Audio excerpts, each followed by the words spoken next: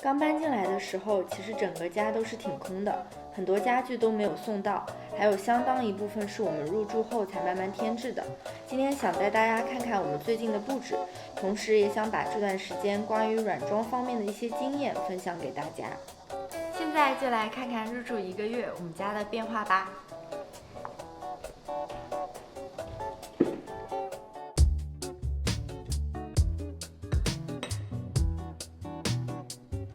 餐厅是我们认为整个家里布置起来最省心的一个地方，因为在硬装的时候我们就做了一整面的大玻璃，然后玻璃外面的风景其实本身也是很好的装饰了，所以整个餐厅我们认为就不需要去过多的去布置它。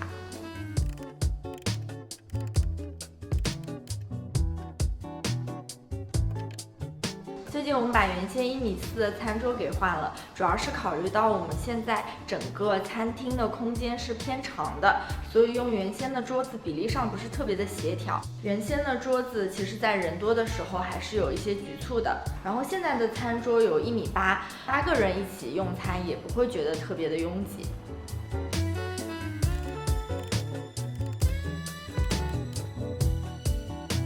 现在这一面墙还是比较空的，所以前2周我们去了一趟花鸟市场，然后买了几盆这样的比较大型的植物。我觉得像这一类的大型的植物，其实大家还是可以去附近的比较大的花鸟市场逛一逛的，因为线下的话价格反而会比线上便宜，而且老板也会帮你换盆啊、运输这一系列，他们都是会去弄的，所以其实特别的方便。右边的空间我们打算挂一个比较窄的墙面隔板，去放一些小的装饰品，这样子既不会影响一个过道的空间，然后这边墙面也会丰富起来。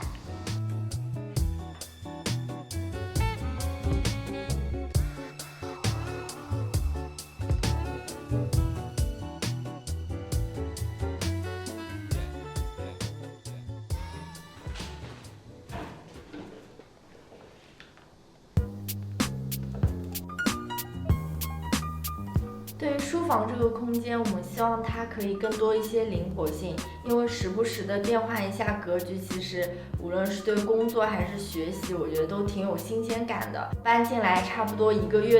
多月的时间，大家可以看到，之前的视频里也有过，我们已经换过很多次的格局，然后现在是这样一个并排的摆法。之所以选择这样的摆放方式，是因为我们觉得目前这样放空间的利用率是最高的。然后平时在这边我们当然是会用来工作啊、学习。靠近隔断的这个区域空着的地方，我们会用来做一些自己喜欢的事情，画画啊，然后老助理唱歌啊等等。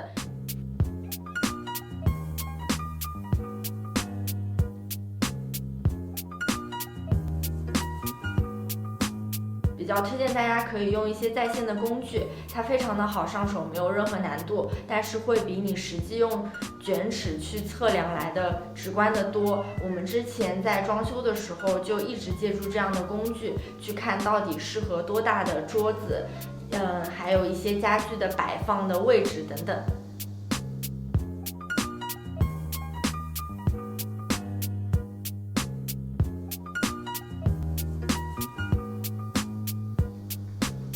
书房的大白墙，我们放了一整面毛毡板。其实这一块板它是分为了3块上墙的，因为它面积太大了，没有办法一整块运输过来。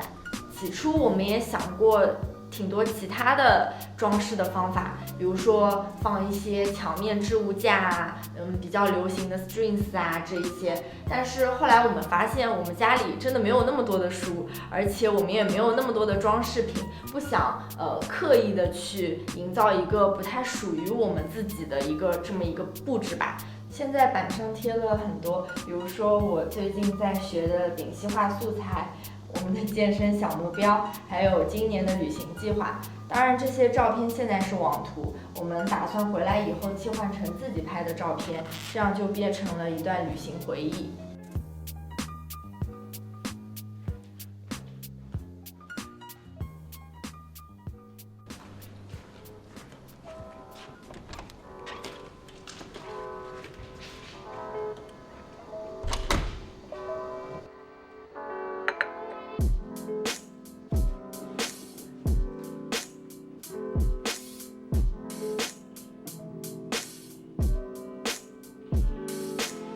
当时身边所有的人都建议我们把阳台包起来，因为我们这里绿化是真的有点太好了，所以蚊虫非常非常的多。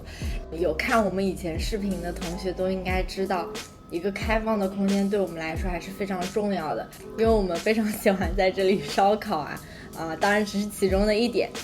其实我们最初的想法就是希望整个阳台能够有小餐厅还有咖啡馆的那种氛围，所以我们最后选择了没有把它包起来。我想有了这种氛围，其实在这里加班的话也会觉得自己没有那么苦了。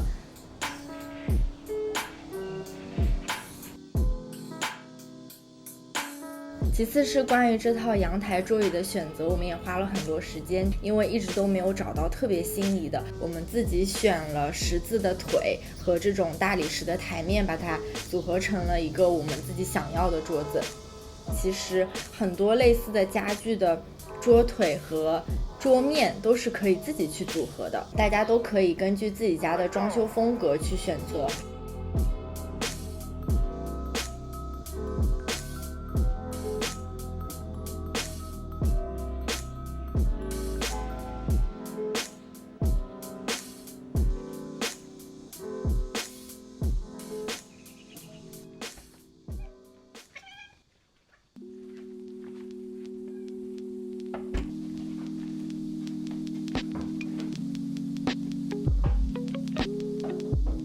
现在呢，我在主卧床正对着的柜子前面，然后因为我们的床到现在还没有到，所以就下次再给你们看。这个柜子呢，就是你们会看到有非常多的格子，它一共有18格，最上面一排是抽屉，同时台面也是我的梳妆台。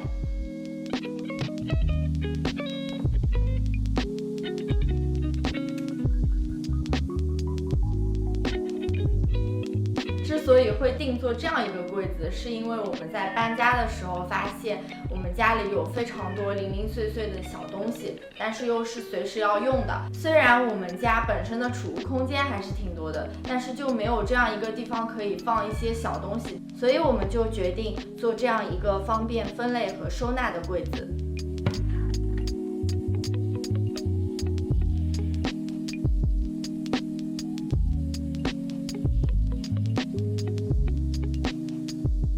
当时我们也是找了好几家橱柜定制的店，但是店家其实都表示挺质疑的，因为他们觉得这样做出来每一格的尺寸是非常小的，可能会很不实用，怕我们会后悔，所以一直在收到以前我们都挺忐忑的。但是现在呢，一段时间用下来，我们发现其实它真的是非常非常的方便，很符合我们自己的生活习惯。以前很多找不着的小东西现在很快的就可以把它拿出来用。所以我认为家具也好，一定要根据自己的生活习惯去选择。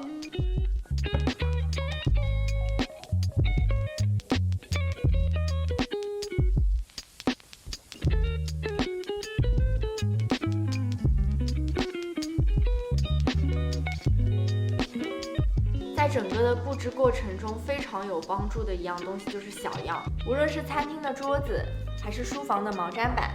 有了小样，就可以非常直观的看到这样东西在你家里光线情况下会是一个什么样的颜色，它的质感，而且也可以带着它去选购其他的家具，让它们的颜色更加的匹配。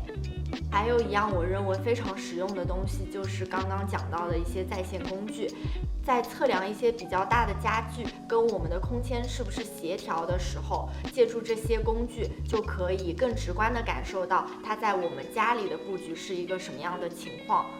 最后想说的一点就是，在布置家的过程中，大家一定要有足够的耐心，千万不要想着一夜之间把购物车加满，然后买到所有合适的心仪的东西。其实我觉得布置家的一个过程是非常幸福的，所以不要把这个过程变得非常的有压力。慢慢的，我觉得它一定会变成你自己理想的样子。这也就是为什么我们没有把这一期视频拍成一个 room tour， 因为一直到现在我们的家也还有很多地方是空着的。以上就是这一期视频的所有内容，希望可以对你有帮助。如果还有任何的疑问或者想知道的，请随时在弹幕和评论里告诉我。